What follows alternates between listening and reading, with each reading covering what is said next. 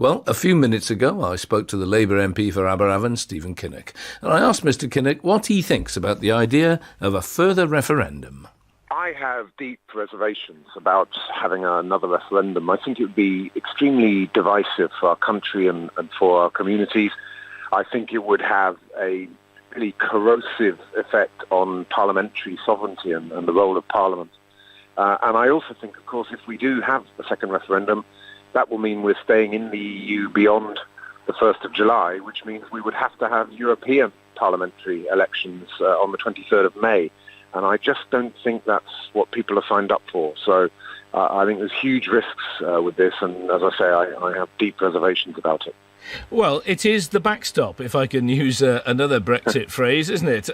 First of all, you have to go through the steps in the Commons to try and get a deal agreeable to all members. But if that doesn't fail, if Parliament can't do its job, why not let the people decide?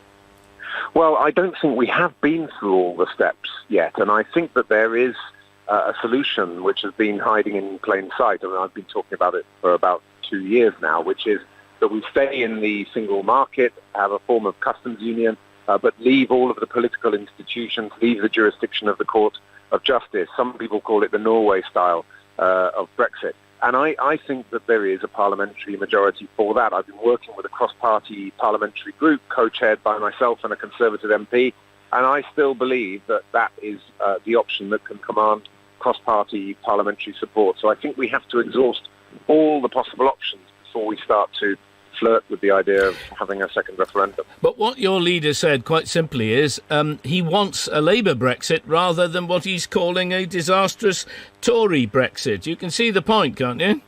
The vast majority of the members of the Parliamentary Labour Party probably would support a second vote. Well, I think about 70 have declared publicly in favour of a second vote, and there are 257 of us. So I don't know what the numbers really are. I think there are a large number of colleagues who share my deep reservations about this.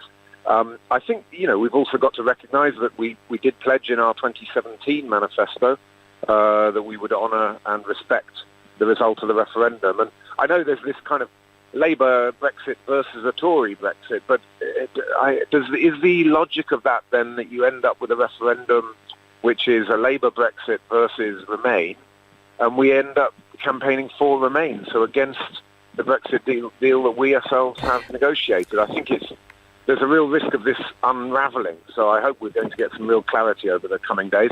What I do welcome is that Parliament will have a chance to express its opinion on this now, because we need to clear the air. We need to decide whether there is a majority for this, and if there isn't, then I hope we can move towards the type of Brexit that I've been campaigning for the last 2 years. You mentioned observing the result of the original referendum. What do you think the public makes of this commitment to a possible second referendum? How are they feeling about this?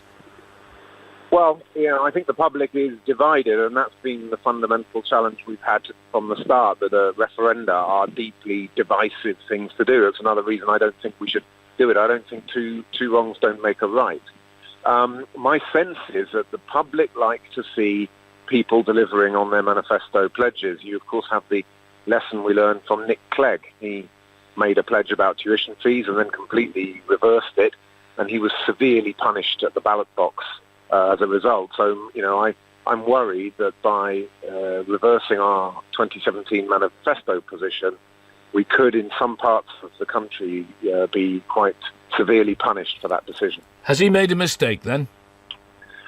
I have deep reservations about having a second referendum. I think it's, of course, it's a difficult position for Jeremy. There's been a very strong campaign for this.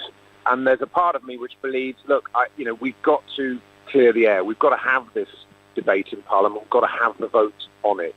And let's see how that goes. If, of course, there is a majority for a referendum in Parliament, we go down that road.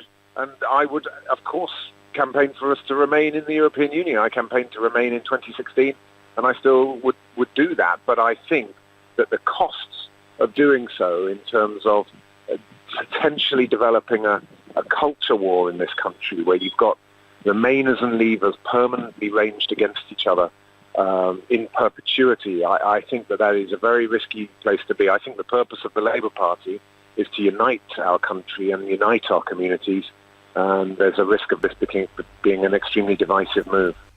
That's the Labour MP for Aberavon, Stephen Kinnock.